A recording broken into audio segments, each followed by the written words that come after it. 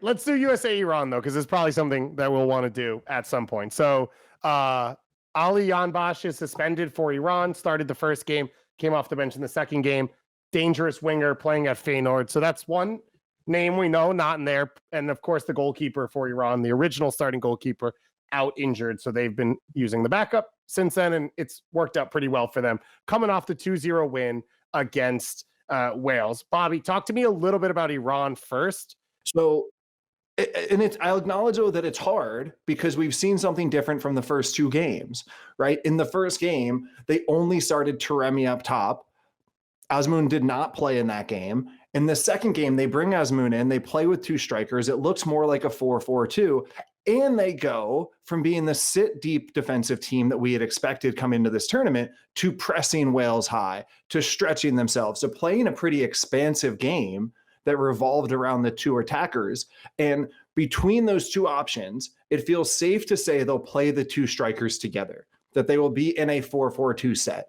Whether they press or whether they sit deep is another question. And I think we start on the assumption that they press at least through the first 30 minutes, because I do think they found that their mentality and their approach matters to this, and that they will come out wanting to set a physical tone. I just wanted to point in there that Azmoun, who did come off the bench in the first game, came into this tournament injured and seemed to give everything he had as he walked off the field against Wales. We have seen that from a ton of other players in this tournament, ready to start the next game. I don't know that it's a given he's physically able to. I agree with you that if he is, they're going to start him, and that's the top front two. I just throwing that out there. Okay, good nugget. Azmoun's going to start, and let's just pencil that in for the conversation. Okay, so Doyle, right? Now talk to me from the other side about the U.S. Now that if you take the premise that Bobby brings, either way, you need to win, so you need to push for goals. What changes for the U.S.? What is sort of the conversation? Yeah, I mean, they're going to be on the front foot, right? This is going to be the ultimate disorganize the opponent with the ball type of situation. Can you get the ball in the pockets between the lines? Can you get the type of off-ball movement that we've seen at times from the U.S., but not necessarily consistently? And once you get that off-ball movement, can you be precise enough in your patterns and your passing to turn that into chances and turn that into goals? I don't know. Nobody knows. Go ahead, Bobby.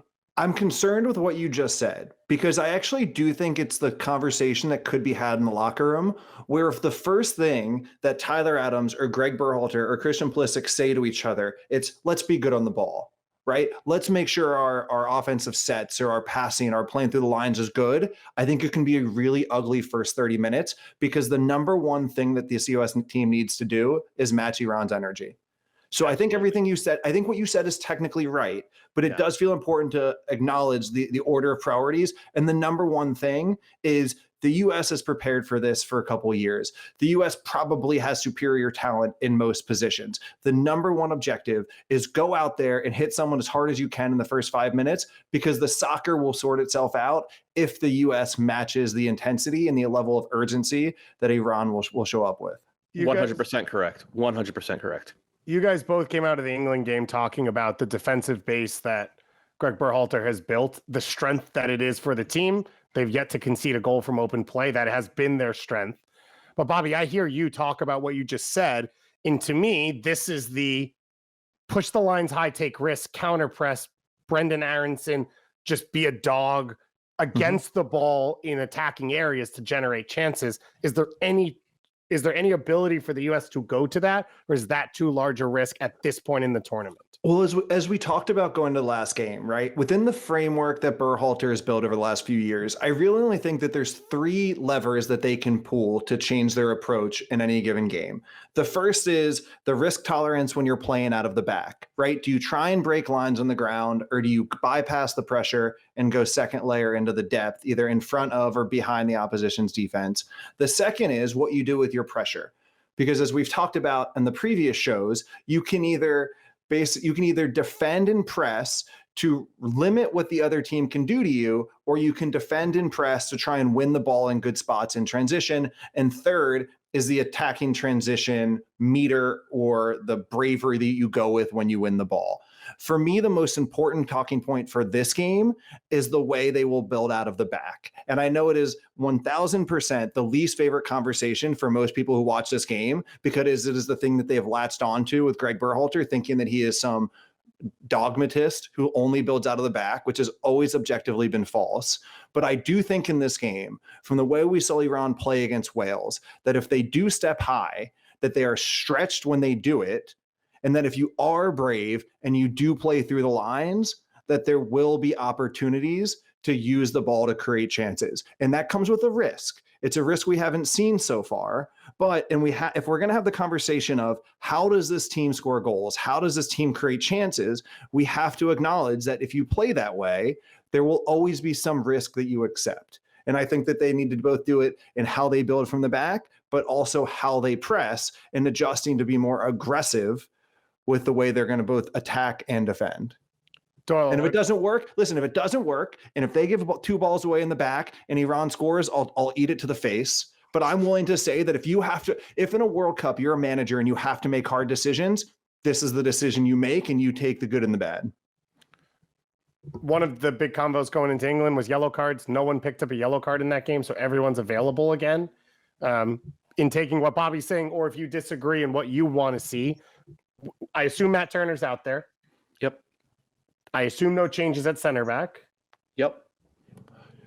Fullback. I'll ask a more specific question if I can add to that. Right? This is the first game when the United States will see 2 center forwards. Around the world, we have often seen if an opposition plays 2 center forwards, you prioritize going numbers up and you add a 3rd center back. 3 days ago, I would have dismissed this question because Greg was locked into the 4-3-3, and then he defends in a 4-4-2, and it feels like everything is back on the table. I don't think a back 5 is on the table. I don't think 3 center backs is on the table. I almost wish it was. I almost wish it was, Walker Zimmerman, Aaron Long, and insert other really good attacking set piece center back here for the 3rd spot. And then, 3-4-3 where you have a big, like Jordy Pufok or Brandon Vasquez. And I wish the plan, like part of me wishes the plan was just to absolutely bury Iran in set pieces. And I think that if we go out in this tournament, in the group stage, part of it will be like, yeah, we didn't take advantage of our transition opportunities against Wales. Part of it will be like, we're not quite as good and precise building chances from possession as we want to be. But the biggest part of it will be like, we're just not that good on set pieces. And which brings me to, the first game, Christian Pulisic deservedly got a ton of heat for his delivery, which was terrible. Mm-hmm. Second game, I thought his delivery was good. Like I looked at the, FIFA does these post game match center things where they dig through everything and they show you like the flight of the ball and the like where it landed on their set pieces. I went back and I watched all the set pieces as well. His delivery was good. The U.S. runs in the box on set pieces were weird. Now, part of this was, I think, England defended really well. They were really good about jostling our guys, especially Walker Zimmerman and Weston McKennie at the start of their run, so that any timing that might have been worked on was off. And then obviously Slabby there had an incredible game, but there were set pieces where it's like Pulisic dimed that pass directly into the honeypot, and nobody for the U.S. was moving, and it was really, really strange. And anyway, I that was a big digression. The only change that I think we could the change that I think we're most likely to see is Ferreira at center forward. Because this seems like the game for him if you're going to have to be precise and play small ball between the lines. Give me another sentence on that. Why is Ferreira a better option in between the lines than Josh Sargent? So I'm not sure he is, but his movement is like he's just quicker in the brain than Sargent. And that half step means that when he drops into the pocket, creates a little bit more panic in the center back who is caught between passing him off or going. And if you pass him off, that creates a little bit of panic in the D mid. And then that panic creates space, which is exploitable, or creates panic rotations, which are exploitable.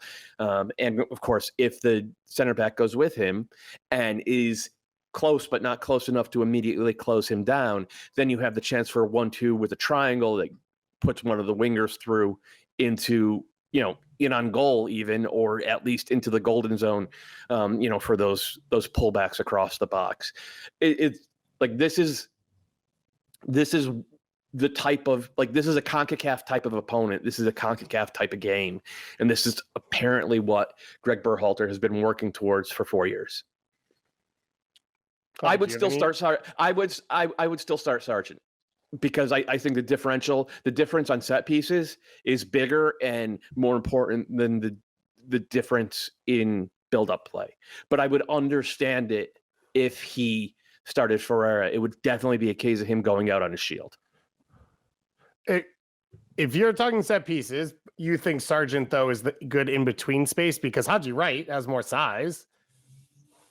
He does, but he's not a great header of the ball. Okay. I'm fine with that. Bobby, you have any thought on if you'd put Ferreira in there and if he fits this game? I've tried so hard to form an opinion on the center forward, and I just don't. I don't have a good. I think I can understand arguments. I think everything Doyle said is fair. I could parse and do something on the margin, but I won't pretend to have a strong opinion when I don't here.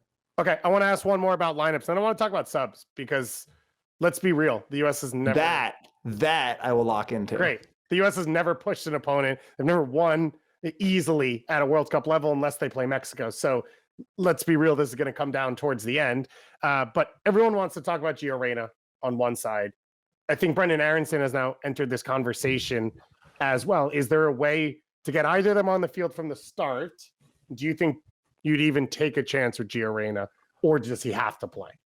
I do want to say at the top of this, David, that we recognize that everyone has talked about Gio Reyna often. We have talked about Gio Reyna in our pre-production meetings and made a decisive decision not to talk about it because we didn't feel that it was news. We felt like it was a coach's decision. And for my money, it was a logical enough coach's decision that it's not off the walls, right? He hasn't played a ton of minutes. I think it made sense to bring Jordan Morris on in that. Like, I think that the decisions Greg Berhalter have made have been within the realm of possibility, that it in no way angers me that Gio Reyna has not played. And I just want to acknowledge that we're not avoiding a conversation. It's just that we legitimately don't think that there's news there. So I slightly disagree. I just feel very strongly that we definitely don't know what's going on. And it's not that Greg Berhalter hates Gio Reyna, and it's not that Greg Berhalter thinks he's bad at soccer. I think that's where most of the conversation's gone, and we have found it quite pointless, and we don't have any other information to go off of, so we have not keyed in on it as much. Bobby, in saying that, do you think from what you saw against England that you'd put him out there? And if he can go, is he a starter? I would not start him. No. Coming into the event, would I have started him over Christian Pulisic, assuming that Gio Reyna is 100% healthy and his body feels good and he feels like he can put in minutes over the 3 games? Yes, right? I've been on record by saying our best chance in this tournament is if Christian Pulisic comes in with 20 minutes left in the tournament. After what we've seen from the first 2 games, after what I thought, and maybe this is just a confirmation bias, that Gio Reyna did not look 100% fit or did not look capable of being mobile or accelerate in his cameo against England, I would not put him out there for 90 minutes. Assuming he can contribute, I am still very excited for the possibility of what he can bring in off the bench. The other part of that is that Pulisic was pretty good last game, and Timothy Weah has been good. And it turns out that Weston McKennie and Yunus Musa, against really what I felt they should have done to start the games, have really contributed to their level in these last 2. So if you do feel strongly that Reyna should play, I'm not sure why you're so confident that he should take the place of somebody else on the field. Doyle? I think if he was 90% fit and hadn't spent the past 15 months repeatedly ripping his hamstring off the bone, I think he would be playing every minute. He's not 100% fit. And monitoring that, and they're being as careful as they possibly can with it. I agree with Bobby. He came in against England. He did not really look like he was moving all that well. I don't think he broke into a sprint even once, which is something we've seen before. Like, I think his first comeback, the first time he got on the field, he wasn't really able to sprint, and then the next time out, he re-injured himself. Hopefully that's not what happens here, because I think he's going to play. I think the final 25 minutes of the game, especially if the U.S. need a goal, Gio Reyna is 100% going to be on the field. And, hopefully he has his moment of glory. Hopefully we don't even need to see him.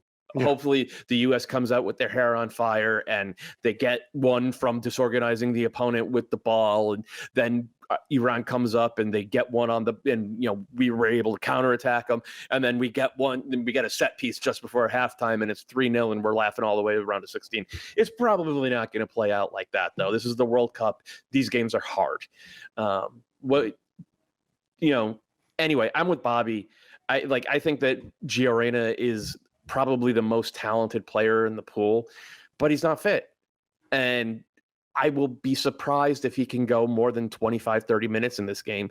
But hopefully if he is out there for 25, 30 minutes, he looks like the Gio Reyna who occasionally looks like a $50 million attacker, because he just has stuff that no other player on this roster, including Pulisic, can bring. And then hopefully he runs to the sideline, he makes a write the check gesture, and it's great content for Doyle the next day. Oh God, please. That's best case scenario. Please. I'd say I'm asking for one thing, but I'm asking for three things right there. So let's say it is the 0-0. And Reyna is one of the options off the bench. Talk to me about halftime, 60, 65, 70. Who are the names that, if let's say things are even, no one gets red carded and the US is starting to push for the goal, what are the levers that you'd pull at that point or expect to see from Berhalter? I mean, obviously that's where you bring Jordy Pefok in, because you need that big body in the box, because we're still giving Alan Gordon DP money in this group. So no, but David, I do think it's a question, right? Of all the conversation about the personnel, I also would have liked to have seen Pefok for that reason. It's not there. End of conversation. It's really nice to have Brendan Aronson in the hole for this, because does he have the quality to start? Does he offer certain traits instead of a Timothy Weah, or if you wanted to move Weah to striker, to be good enough to win you a game as a starter? Absolutely. But he is a nightmare to play against, especially when you're tired, and you have to feel good about bringing him in. After that, I also like the idea of Jordan Morris, assuming Reyna is elsewhere in this conversation, for the pace and the verticality that he brings. Another player who maybe you're not excited about starting in this game, but his a level relative to others as a person off the bench in the conditions of the 75th minute is above what he offers as a starter. So that's another concept that excites me. Does that help, though, if a team is sitting deep to protect for a tie? Does Jordan Morris, is that a spot that fits him? Well, he's decent getting the ball 1v1, putting his shoulder down and getting to the end line. Okay. And getting corner kicks. And then he's a bigger threat on set pieces, getting on the end of set pieces, than any of the other wingers. But the main answer is don't panic, right? If you really want, nothing will change. Don't panic. Keep playing the Berhalter football, and chances will come, because the point is that the system, if you stick to it, creates chances.